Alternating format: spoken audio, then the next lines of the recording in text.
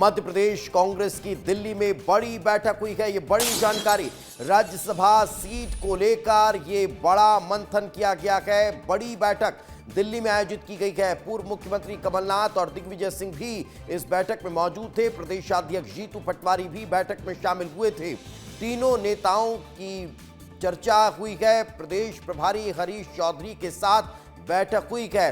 बैठक में राज्यसभा की रणनीति तैयार की गई है। विधायकों के मन टटोलने के लिए कांग्रेस के बड़े नेता अब नजर आने वाले हैं। क्रॉस वोटिंग को लेकर भी नजर रखी जाएगी। अलग अलग विधायकों को बुलाकर चर्चा की जाने वाली है। राज्यसभा उम्मीदवारों के नाम पर सहमति बन नहीं पा रही है। फिलहाल आला कमान पर अंतिम फैसले को लेकर छोड़ दिया गया है, लेकिन ये तस्वीरें उस बैठक की है। इस वक्त ये तस्वीर आपके टेलीविजन स्क्रीन पर है। इन तस्वीरों में आप देख सकते हैं कमलनाथ नजर आ रहे हैं, दिग्विजय सिंह नजर आ रहे हैं, जीतू पटवारी नजर आ रहे हैं और साथ में बैठकर चौधरी से बातचीत हो रही है। तो इस पर ज्यादा जानकारी के लिए स्टेट ब्यूरो चीफ अंचल शुक्ला हमारे साथ जुड़ चुके हैं। उन्हीं से बातचीत करते हैं। अंचल, क्या मंथन चल रहा है राज्यसभा की उस तीसरी सीट जो दिग्विजय सिंह की थी, कांग्रेस के लिए एकमात्र, उसको बचाने की क्या कोशिशें अब तेज हो रही है?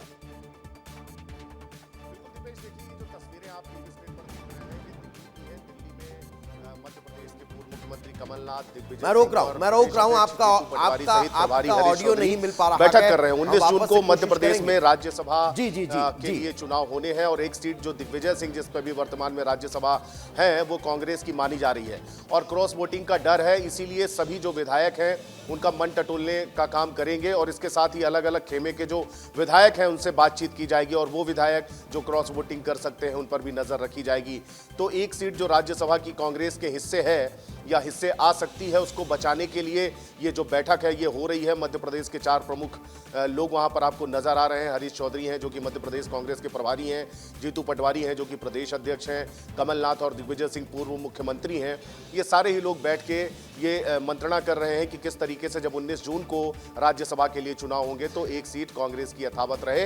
हालांकि प्रत्याशी कौन होगा इस पर अभी जरूर नाम सामने नहीं आया है।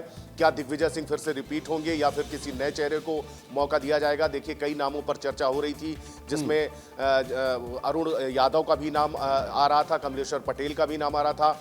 कई बार तो जीतू पटवारी से भी इस मामले में पूछा गया कि क्या आप राज्यसभा जाना चाहते हैं, हालांकि उन्होंने साफ तौर पर इनकार किया।